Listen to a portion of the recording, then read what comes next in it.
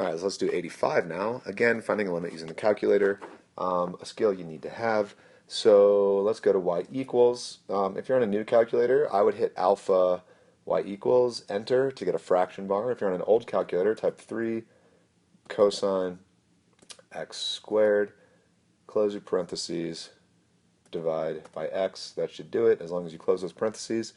Now, you need to make sure that you are in radian mode. So hit the mode button next to second and go down and make sure that radian is selected. If you're in a physics class, you're probably in degree. We need radian mode. So we want to know the limit as x approaches infinity. So you could do the same thing. You can go to that table, second graph, and you can start typing in powers of x. And when you do 1, you get 1.62. When you do 10, you get 0.2587. When you get 100, you get negative 0.0286.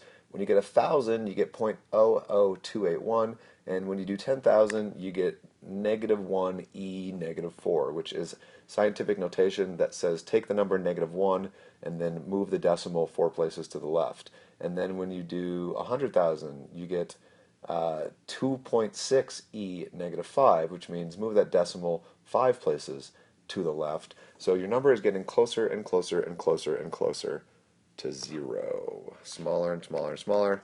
So 0 needs to be our answer. 86 wants the same function, but it wants to know what happens as x approaches 0. So you could do the same thing we did before. You could go 0.1 and you get 29, and then you could go 0.01 and you get 300, and you get 0.001, and you get 3,000, and you get 0.0001, and you get 300,000. So it's like looking to increase without bound as we get closer and closer and closer and closer to 0.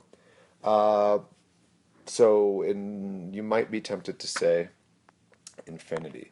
But unfortunately, you would be wrong, because since we're looking at a specific x value, 0, and not the x value of infinity, which doesn't have two sides to it, 0 does have two sides. You need to look at 0 from the left and 0 from the right. So we've looked at 0 from the right.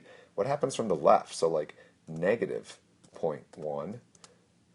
Well, now we're at negative 30, and negative 0.01. Well, now we're at negative 300, and negative 0.001. Now we're at negative 3,000, and then next we'd have negative 30,000. I can math. And it would keep going bigger and bigger and bigger in the negative direction. So if you look at it from that side, you'd be like, oh, the limit's negative infinity.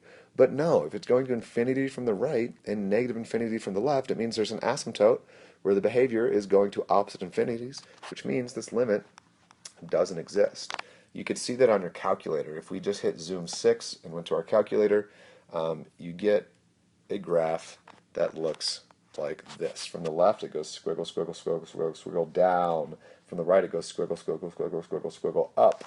So, since you can see those going to different infinities, that limit doesn't exist. Sometimes a graph is easier to see the limit.